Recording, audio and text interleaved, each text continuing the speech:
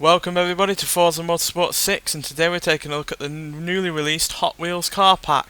So obviously it's my fears about no more car packs after April were not justified, obviously, so and I'm glad, because this is easily another one of the best car packs that they've released. And the first one in the car pack is the 2015 BMW X6M.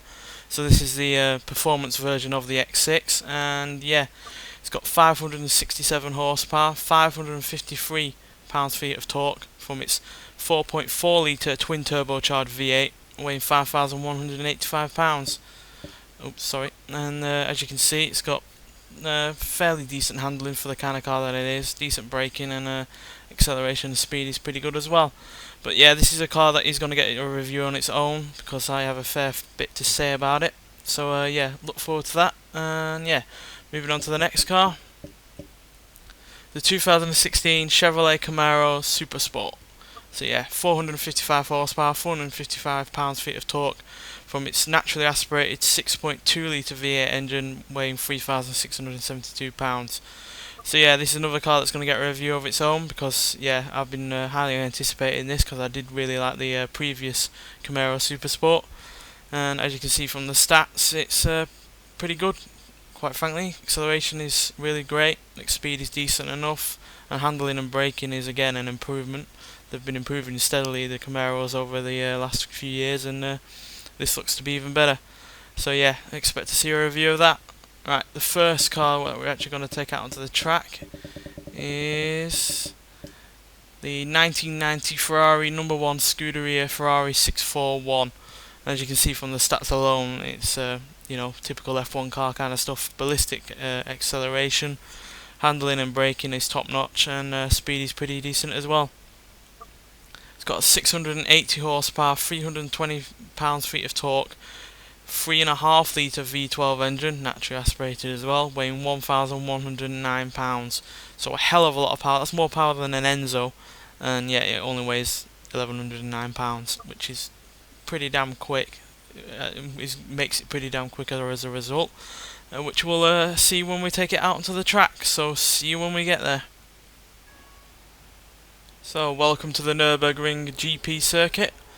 As usual with these car pack videos, we're going to take a car like this around for the one lap, but that should give you a taster of what this car's like. Absolutely ballistic acceleration, 0 to 60 in 2.46 seconds, and 0 to 100 in 3.9. Sorry, I was just looking at my notes then. But yeah, and it'll go into a top speed of 214 mile an hour. Now, as per usual, because I'm not really used to race cars, I'm not brilliant at driving one of these things. I'm used to road cars more often than not, which means I actually kind of treat these cars like road cars. I brake a little bit too early, because obviously their braking and acceleration and grip is far superior to any road car. Then yeah, it doesn't make for the best driving, but you know, I'm sure if you buy this car pack yourself, you'll be way better than me at driving something like this. But even in the hands of someone like me, you can see how good this car is. And if you know your F1, then you probably already know that anyway. I don't know my F1, to be honest. It's not something I've ever really gotten into.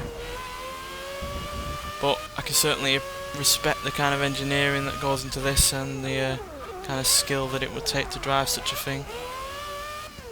Especially for real, because yeah, real life, you can't just press the pause button and restart. If something goes wrong, it really goes wrong. Oh dear. Yeah, sounds good. That's a lot of F1 cars did back then. And yeah, like I said, can respect the engineering that's gone into this kind of thing. And as usual, I can concede a couple of spots in a car pack for race cars like this, because yeah, it's not all about what I want, and plenty of other people will enjoy such a thing like this. So yeah, cracking race car. It's probably considered one of the greats, and I can certainly see why. So yeah, we're gonna now move on to the next car in the car pack. So see you when we get there. So yeah, this is the next car, the 2017 Ford Focus RS. Now everyone and their mother has been anticipating this car, and me included, because yeah, I love hot hatchbacks, and this is easily looking like one of the best. So yeah, it's the first Ford Focus with all-wheel drive, and it has 350 horsepower, 350 pounds-feet of torque from its 2.3 litre inline-4 engine, which is turbocharged, and it weighs 3,446 pounds. So yeah, stats-wise, it's pretty damn good. Acceleration and speed are really good for a hot hatchback, and handling and braking is pretty decent as well. And you have to remember, this is basically still an ordinary road car that's been pumped up, so still practical, still gonna be usable every day, and yeah, it still is as fast and powerful as it is. So yeah, this will also get a review like the BMW and the Chevrolet Camaro. So yeah, look forward to seeing that. Right, next car is the 2005 Ford Hot Wheels Mustang. So yeah, because this is a Hot Wheels car pack, they've thrown in a couple of Hot Wheels cars, and this is the first one.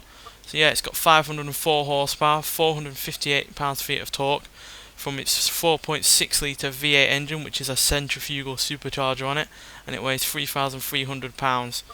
So yeah, this is basically a Mustang that's had a massive overhaul, as you can see. Splitter, spoiler, wheels, paint job, everything's changed, and handling and braking wise is obviously far better than an ordinary Mustang from 2005, and acceleration and speed has been improved as well. So yeah, we're going to take this out onto the track to see what it can do, so see you when we get there. So welcome to Road Atlanta. We're in this Mustang still, and yeah, we're going to take it around for a lap and see what it can do. Now this car is incredibly loud, far louder than any Mustang I've tried before on this game. And yeah, this is basically a GT500 with all the race modifications, way before the GT500 came out in this version with this Mustang. Yeah, that one came out 2 years after this car was released. And yeah, it is only a one-off, and it was only made to celebrate the 50th anniversary of the Mustang. But yeah, still a cracking car nonetheless. Handles so much better than most other Mustangs, despite how ridiculous it looks. And yeah, with all that extra power, it's actually really good in terms of acceleration. 0 to 60 in 4.5 seconds, yeah. And 0 to 100 in 9.35 seconds, and it going to a top speed of 183 miles an hour, which is a pretty decent top speed for the fact, considering it has all this downforce put on it with the spoilers and splitters. And the engine actually sounds really rather good as well, and I like the look of it as well, with all the paint job and the wheels being different, and with all that handling upgrades you can actually really throw it into corners. It's also a car that likes to kind of drift as well, despite all the downforce that's put on it. And yeah, people might consider this sort of a joke car, because it is based on the die-cast model of the Hot Wheels car, even though they did eventually make a one-off version for real. But yeah, it comes across as a car that's more usable than the likes of that Chrysler's Rocket 69, which yeah, is a joke car, but then again that was for free. So yeah, I don't see this as a joke car. I see this as a car that you could easily take out onto a racing lobby and give everyone a good thrashing. Because yeah, it does handle, it is fairly quick, and you can upgrade it to some degree.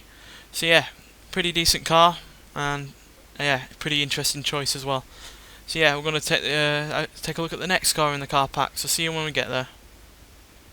So yeah, this is the next car in the car pack, the 2011 Hot Wheels Bone Shaker. So like the Ford Mustang from previous, this is based on the die-cast version, and it got a one-off model version for real. And yeah, 402 horsepower, 398 pounds-feet of torque from its naturally aspirated 5.7 litre V8 engine, weighing 2,205 pounds. And as a result, its acceleration is pretty solid. Top speed isn't all that great, but that's down to the gearbox.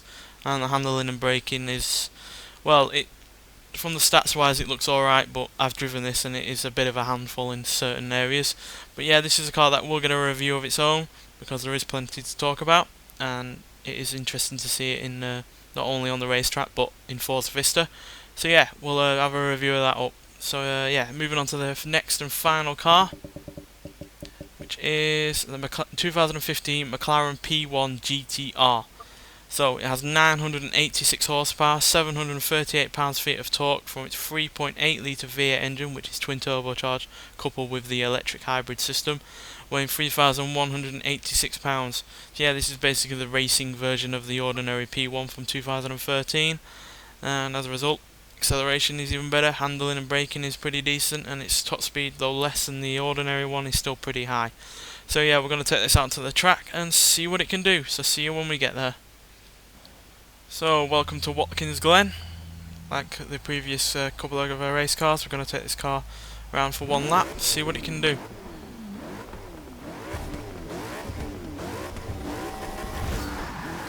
Now, this being a race car, you'd expect this car to be quicker than the ordinary P1, and it is. 0 to 60, 2.4 seconds, which is half a second quicker than the ordinary P1, and 0 to 104.5 seconds, which is 0.7 of a second quicker than the ordinary P1, though its top speed is only 233 mile an hour, and I say only, but yeah, the P1 original one anyway could do 250, which is obviously more, but 233 mile an hour isn't all that bad, especially considering this is a car with way more downforce, way less slippery of a body, with this big spoiler on the rear end. But yeah, that's still a pretty decent top speed, and yeah, it's also 110 pounds lighter than the ordinary P1, which obviously helps in terms of acceleration and handling and braking as well. Its power is also more, 83 horsepower more than the P1, the standard one, and 75 pounds-feet of torque more as well, which, yeah, with being a bit lighter does make it a bit of a handful in areas like there, but yeah, once you get used to this car, it's pretty damn quick, and a whole lot quicker than the ordinary one. Deceptively quick as well, because as you can see, I screwed up on that corner. Yeah, you forget how quick you are going in this car, because yeah, you think you're still in an ordinary P1, to be honest, because in all honesty, it's on the whole still looks pretty similar, but with that extra power being still only rear wheel drive, it can also oversteer like that corner. But then again, I'm not the best at driving these kind of cars, so if you want to get the best out of it, practice, because yeah, I've not driven this car all that much. I've only driven it one lap previous to this video, and yeah, it's still a handful, and I'm still learning it, but a cracking car nonetheless, and a vast improvement over the ordinary P1, even though yeah, you probably couldn't take this out onto the road all that much, but an improvement nonetheless, and they've certainly made the best better, because yeah, the ordinary P1 was a cracking car, and this is even better as a result of being a racing car. So yeah, that's the car pack, 7 variously different cars. You've got 3 production cars, you've got 2 racing cars, and you've got 2 cars based on a toy. So yeah, pretty damn varied in its choices, but still really good nonetheless. Granted, I'm not going to use all of them in terms of ordinary driving on this game or racing against other people, but there's still several there that I really like, and yeah, hope to see you in any of the reviews that I do, or any other video concerning them. So yeah, thanks for watching, and I'll see you in the next one.